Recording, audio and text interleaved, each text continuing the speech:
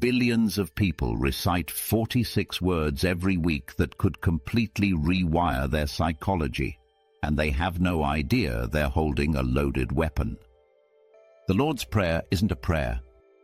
It's a psychological warfare manual disguised as religious text. 7 lines that systematically destroy every mental pattern, keeping you weak, manipulable, and trapped. Your desperate need for approval? Eliminated by line 1. The scarcity mindset that makes you controllable. Rewired by line 4. Toxic resentment poisoning your relationships. Dissolved by line 5. The exhaustion from trying to control everything. Ended forever by line 7. While you're paying therapists hundreds of dollars and downloading meditation apps, you've been carrying the psychological equivalent of a Swiss Army knife. Modern neuroscience is just catching up to what was encoded in these ancient words 2 millennia ago. The brutal reality. 99% of people treat this sophisticated neural reprogramming sequence like a grocery list for God. They're asking for things when they should be rewiring their reality. They're reciting when they should be reprogramming. The surface meaning is camouflage. The real power lives in what each line does to your brain's operating system.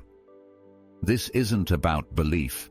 It's about understanding one of the most advanced psychological technologies in human history.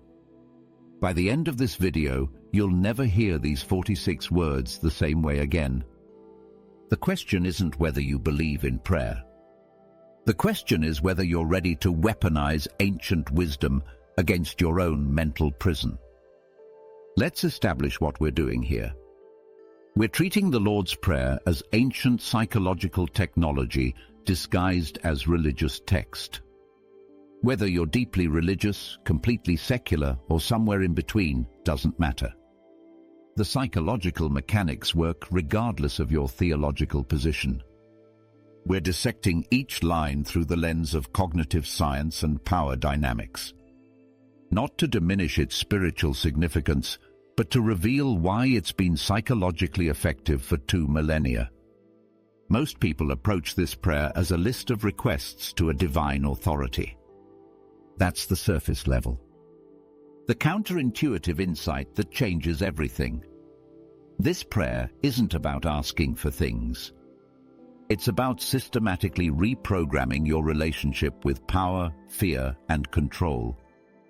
Each line addresses a specific form of psychological suffering that keeps you mentally enslaved. Traditional religious interpretations often miss the deeper psychological architecture.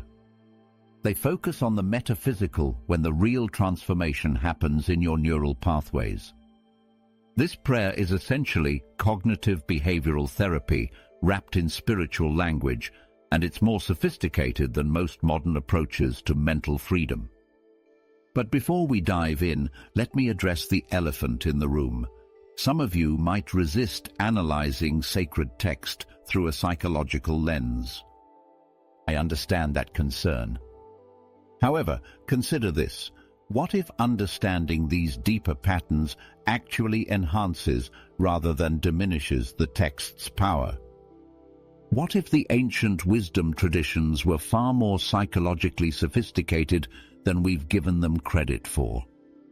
Something might surprise you. 2,000-year-old texts often contain more practical psychology than contemporary self-help books. Why? Because ancient wisdom traditions had to work. They couldn't rely on marketing campaigns or bestseller lists. They survived because they actually transformed people's lives across centuries and cultures. Modern psychology tends to treat symptoms. Ancient wisdom addressed the root operating system of human suffering. The Lord's Prayer isn't just spiritual comfort food, it's what I call spiritual technology. Practical tools for mental freedom wrapped in metaphorical language that makes them memorable and transmissible across generations. Think about your current mental state.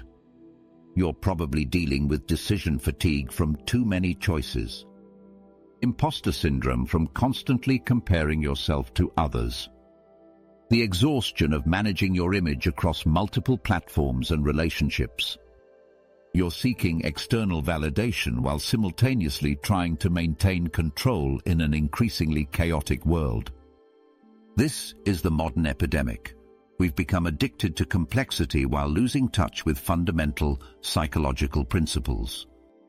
We download meditation apps instead of learning to be still. We read productivity books instead of understanding our relationship with time and effort. We seek therapy for symptoms while ignoring the deeper patterns that create our suffering. The Lord's Prayer addresses these core patterns directly. It's not asking you to believe anything supernatural. It's asking you to examine how your mind creates its own prison and providing a systematic method for psychological liberation. Each line targets a specific form of mental bondage that keeps you trapped in cycles of anxiety, resentment, and powerlessness. Ancient texts survived because they worked as psychological technology. They had to be practical, memorable, and transformative enough to pass from person to person across millennia. The Lord's Prayer is one of the most refined examples of this spiritual engineering, a complete system for mental freedom disguised as a simple prayer. The deeper truth about why this matters: modern psychology recognizes that many mental health issues stem from cognitive distortions, systematic errors in thinking that create unnecessary suffering. What if this ancient prayer was addressing these same distortions with surgical precision? Let me show you exactly what I mean, starting with the first line that contains a psychological hack so powerful, once you understand it, you'll never be able to unknow it. Let's break down the first 3 lines and see how they systematically reprogram your psychological operating system. This is where the real mind hack begins. Most people hear this and think it's about establishing a relationship with God. Look deeper. This line is dismantling your need for external human authority while establishing an internal power source that can't be manipulated or taken away by other people. Why does calling something Father work so effectively? Because it creates psychological safety while maintaining respect for hierarchy. You're not positioning yourself as equal to ultimate reality. That would be delusional and create anxiety. But you're also not positioning yourself as worthless. That would create depression and learned helplessness. The word Father implies protection, provision, and guidance without the fear-based control that comes from human authority figures. Consider how you relate to your boss, your government, or social media algorithms. They have power over you, and that power comes with the constant threat of withdrawal. Your job, your social status, your digital reach, all of it can disappear based on someone else's decision. Our Father in heaven rewires this dynamic. You're establishing a power source that exists beyond human manipulation. Whether you interpret this literally or metaphorically doesn't matter. Psychologically, you're creating an internal reference point that can't be threatened by external circumstances. From a therapeutic standpoint, this resembles what psychologists call developing a secure attachment, a stable internal sense of worth that doesn't depend on external validation. Research by Dr. John Bowlby on attachment theory shows that people with secure attachments are more resilient, confident, and less susceptible to manipulation. This isn't religious flattery. This is the psychology of reverence, and it completely rewires your relationship with power. What's often misunderstood: reverence is not submission. Submission makes you smaller and creates resentment. Reverence makes you larger by connecting you to something greater than your immediate concerns and petty grievances. When you approach ultimate reality with reverence, you're not diminishing yourself. You're expanding your perspective beyond the narrow confines of ego-driven thinking. This distinction matters for personal sovereignty. Submissive people become doormats. Reverent people become powerful because they're operating from a larger frame of reference. They can't be easily manipulated by threats to their ego or social status because they're drawing their sense of worth from something more fundamental. Reverence also creates what psychologists call psychological distance from your immediate emotional reactions. When you're reverent toward ultimate reality, you're less likely to be hijacked by anger, fear, or desperation. You maintain your ability to think clearly under pressure because you're not taking everything personally. In cognitive behavioral therapy terms, this practice helps prevent emotional reasoning, the tendency to believe something is true because you feel it strongly. Reverence creates space between you and your immediate emotions, allowing for clearer decision-making. The pattern reveals itself. This is about accepting reality as it is, rather than exhausting yourself fighting what you cannot control. Most people live in constant conflict with reality. They think things should be different. People should behave better. The world should be more fair. Their circumstances should align with their preferences. This creates a state of perpetual psychological warfare that drains your energy and clouds your judgment. Your kingdom come is essentially Stoic philosophy wrapped in spiritual language. You're acknowledging that ultimate reality operates according to principles beyond your personal desires. This doesn't make you passive, it makes you strategic. Instead of wasting energy fighting unchangeable circumstances, you focus on what's actually within your control. This connects directly to modern acceptance-based therapies. Acceptance and commitment, therapy, dialectical behavior therapy, and mindfulness-based approaches all recognize that psychological suffering comes primarily from our resistance to what is, not from external circumstances themselves. What's brilliant about this ancient formulation, it doesn't just tell you to accept reality. It tells you to welcome reality as the expression of a higher intelligence. This reframes acceptance from passive resignation to active participation in something larger than yourself. Notice the emerging pattern.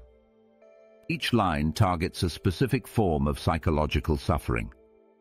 The first line addresses your need for external validation by establishing an internal power source. The second line addresses your ego's tendency toward either grandiosity or worthlessness by establishing reverent perspective. The third line addresses your resistance to circumstances beyond your control by reframing acceptance as participation in higher order. This is systematic psychological reprogramming disguised as simple prayer. We're just getting started. The next two lines target what might be the two deepest sources of human misery, and most people completely miss the psychological genius hidden in plain sight. What's coming next will fundamentally change how you think about scarcity and forgiveness. Now we reach the psychological turning point where this ancient text stops addressing your relationship with power and starts rewiring your relationship with scarcity and resentment. These next two lines target the deepest sources of human suffering, the fear that there's not enough and the poison of holding grudges. On the surface, this sounds like asking for provision. What's actually happening? You're rewiring scarcity mindset by asking for enough, not more. This is psychologically revolutionary. Consider how modern culture programs you to think about abundance. You're told to visualize unlimited wealth, to think big, to never settle for less than everything you want. The problem with abundance mentality, it keeps you in a perpetual state of dissatisfaction. No matter how much you achieve, it's never enough because you've trained your mind to always want more. Daily bread is different. It's asking for sufficiency, enough food for today, enough resources for your current needs, enough energy for today's challenges. This might sound limiting, but it's actually psychologically superior to abundance thinking because it creates contentment rather than endless craving. When you focus on having enough rather than having everything, several things happen in your brain. First, you become present-focused rather than future-anxious. You're not constantly worried about whether you'll have what you need next month or next year. You're grounded in today's reality, which is where your actual power exists. Second, you develop gratitude for what you already have, instead of resentment for what you lack. Abundance mentality often creates a subtle form of entitlement, the feeling that you deserve more than your current circumstances. This entitlement breeds dissatisfaction and makes you vulnerable to manipulation by anyone promising to fulfill your unlimited desires. Daily bread thinking makes you psychologically independent. When you know that enough is enough, you can't be controlled by people offering you more. You're not desperate. You're not grasping. You're not willing to compromise your values for the promise of abundance because you're already content with sufficiency. This aligns with research on hedonic adaptation, the tendency for increased wealth or possessions to provide only temporary happiness before you return to your baseline level of satisfaction. Studies by psychologists like Dr. Sonia Lyubomirsky show that people who focus on gratitude and sufficiency report higher levels of life satisfaction than those constantly seeking more. The psychological burden of long-term planning also gets addressed. When you're constantly worried about future security, you're operating from chronic stress that impairs decision-making and creativity. By focusing on today's provision, you free up mental resources for actual productivity rather than anxiety management. This isn't about being nice to people who've wronged you.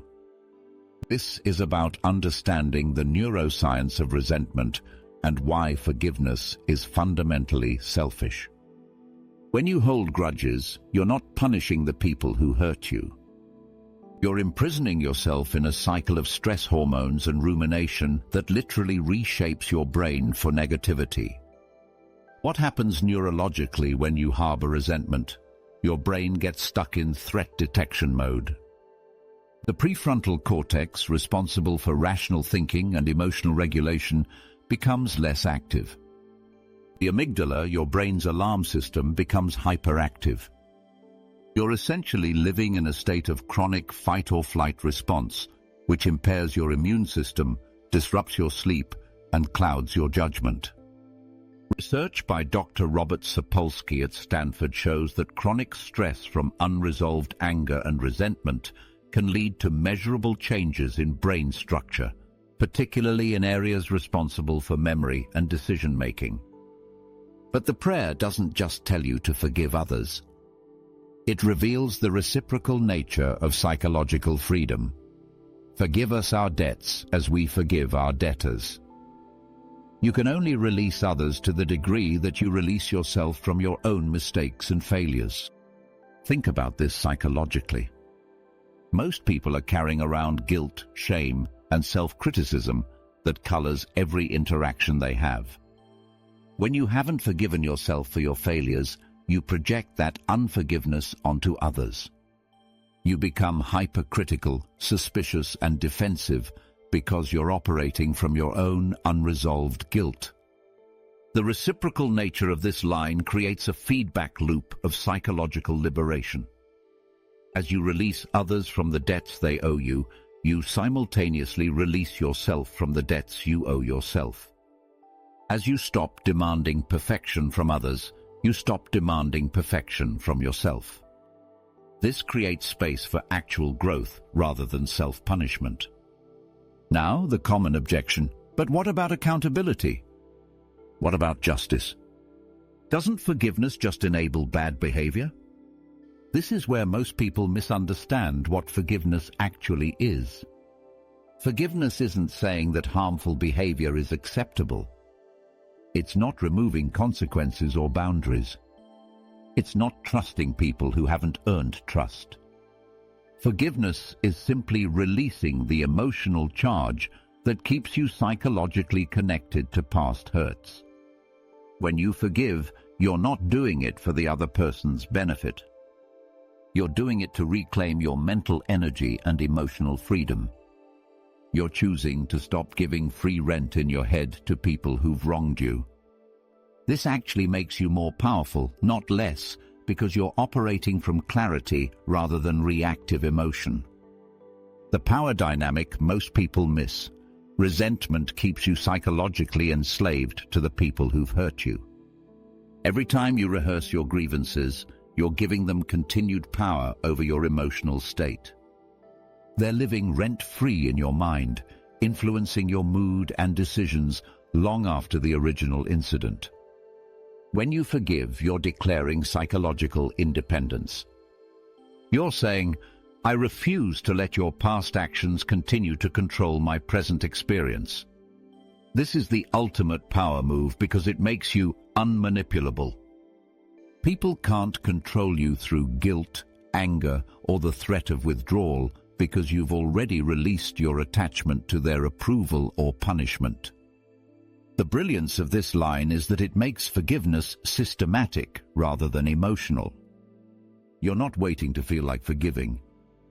You're choosing forgiveness as a daily practice of mental hygiene, like brushing your teeth or taking a shower.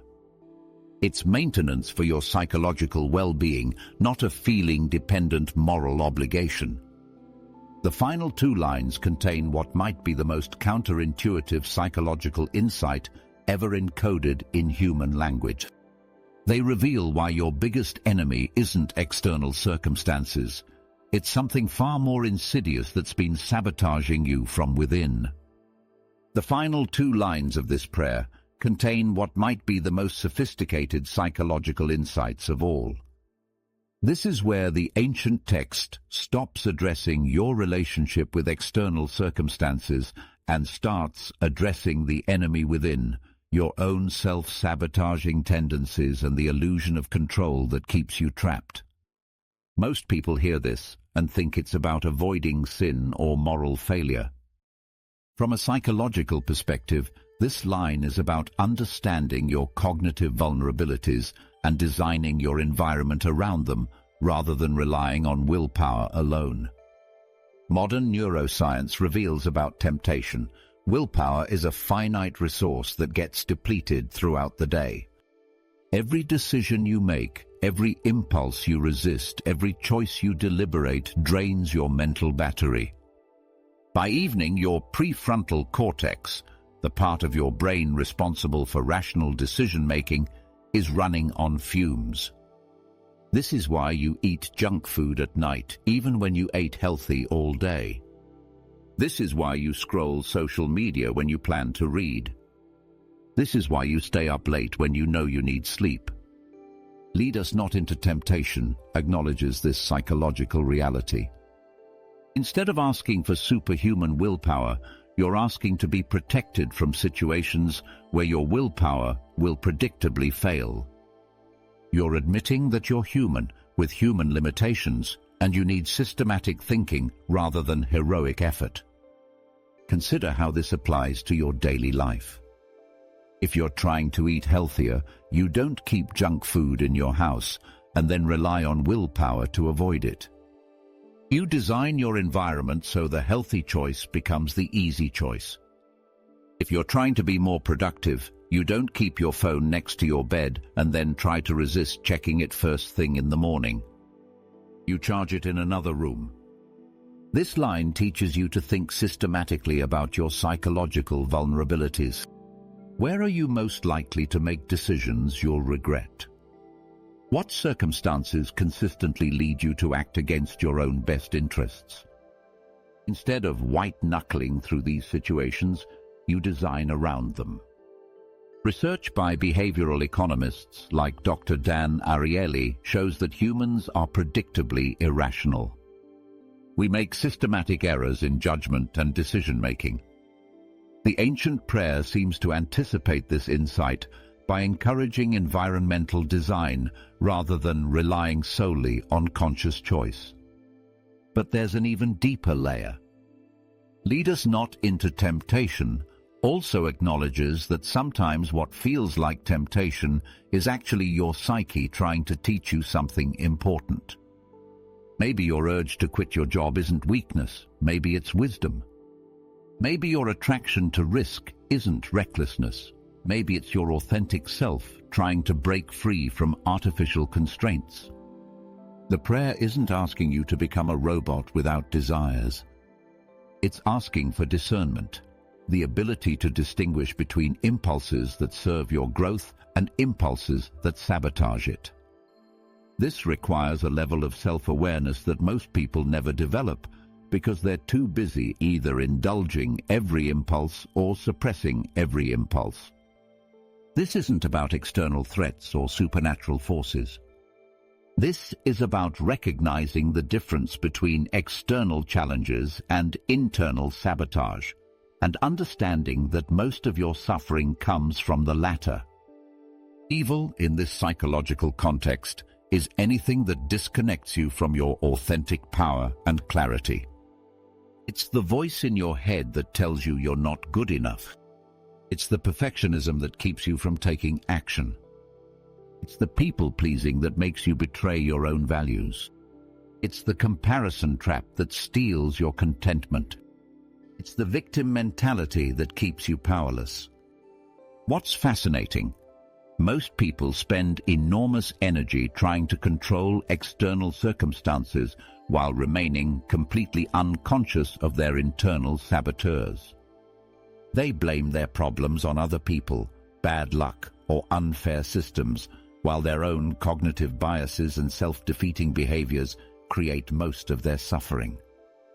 Deliver us from evil is asking for protection from your own unconscious patterns that keep you trapped. It's recognizing that your biggest enemy isn't out there. It's the part of you that collaborates with limitation, mediocrity, and self-destruction. This connects directly to modern concepts of cognitive biases, the systematic errors in thinking that affect your decisions and judgments. Confirmation bias keeps you trapped in echo chambers. Sunk cost fallacy keeps you in bad relationships and dead-end careers. Imposter syndrome keeps you from claiming your achievements. These aren't character flaws, they're predictable glitches in human psychology that you can learn to recognize and counteract. But the prayer goes beyond just recognizing these patterns. It's asking for active protection from them. This implies developing what psychologists call metacognition, the ability to think about your thinking. When you can observe your own mental processes, you're less likely to be hijacked by them. This final line creates what might be the most counterintuitive psychological transformation of all. By surrendering your illusion of control, you actually gain ultimate personal power. Think about how much energy you waste trying to control things that are fundamentally beyond your influence. Other people's opinions, the weather, the economy, your past mistakes, future outcomes. When you're constantly trying to manage variables beyond your control, you're operating from a position of chronic anxiety and frustration. For yours is the kingdom, power, and glory, is the final surrender that paradoxically creates freedom. You're acknowledging that ultimate reality operates according to principles larger than your personal agenda.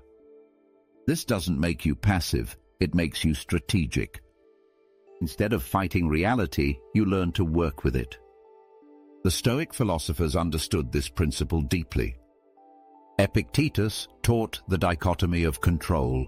Focus your energy on what you can control, your thoughts, actions, and responses, and accept what you cannot control, everything else. This ancient prayer encodes the same wisdom. When you truly internalize this principle, several things happen. First, you stop wasting energy on futile battles, which gives you more resources for effective action. Second, You become more resilient because you're not constantly frustrated by circumstances beyond your control. Third, you develop what psychologists call an internal locus of control. You believe your actions matter, while accepting that outcomes depend on many factors beyond your influence. When you understand how all 7 components work together, you realize you've been carrying around the psychological equivalent of a Swiss Army knife. Each tool serves a specific purpose, but the real power comes from understanding the complete system. The first 3 lines establish your relationship with power and authority. The next 2 lines address scarcity and resentment. The final 2 lines deal with self-sabotage and control. Together, they create a comprehensive framework for psychological liberation. Each morning, if you were to actually engage with these concepts rather than just reciting words, you'd be systematically debugging your mental operating system. You'd be checking for the psychological viruses that create suffering, need for external validation, scarcity, mindset, resentment, self-sabotage, and the illusion of control. This is why this 2,000-year-old prayer still outperforms modern self-help. It's not addressing symptoms or promising quick fixes. It's providing a complete system for psychological freedom that addresses the root causes of human suffering at the deepest level. But implementation requires more than understanding. The difference between reciting words and actually rewiring your brain comes down to one crucial element: conscious engagement with each principle as a living practice rather than a passive repetition. What we've uncovered, the Lord's Prayer, is a complete system for psychological freedom disguised as religious text. Each line systematically addresses a specific form of mental bondage that keeps people trapped in cycles of anxiety, resentment, and powerlessness. This isn't about belief, it's about understanding how your mind actually works. The ancient wisdom traditions understood human psychology better than we give them credit for. They created tools that worked across centuries and cultures because they addressed universal patterns of human suffering. While we're downloading the latest productivity apps and reading the newest psychology books, we've been carrying around one of the most sophisticated mind-hacking tools ever created. Your first action step: choose one line that resonates most with your current struggles and experiment with it for 1 week. Don't just recite it, actually engage with the psychological principle it represents. If you struggle with scarcity mindset, focus on daily bread thinking. If you're carrying resentment, work with the forgiveness formula. If you're exhausted from trying to control everything, practice the final surrender. Here's how to make it practical. Morning. Identify which psychological pattern is most active in your current life. Throughout the day, notice when that pattern shows up and consciously engage with the corresponding principle. Evening. Reflect on how the principle shifted your experience, even slightly. The broader implication: maybe we need to stop dismissing ancient wisdom as primitive superstition and start recognizing it as refined psychological technology. These texts survived because they transformed people's lives in practical, measurable ways. A final thought: you don't need to be religious to benefit from this system. You just need to be curious about how your mind works and willing to experiment with tools that have been tested by millions of people across thousands of years. The question isn't whether you believe in the supernatural elements. The question is whether you're ready to apply proven psychological principles to create genuine mental freedom. If this exploration of hidden psychological tools in ancient texts intrigues you, there's so much more to discover. The same principles we've uncovered here appear in wisdom traditions across cultures, all pointing toward the same fundamental insights about human psychology and the path to mental freedom.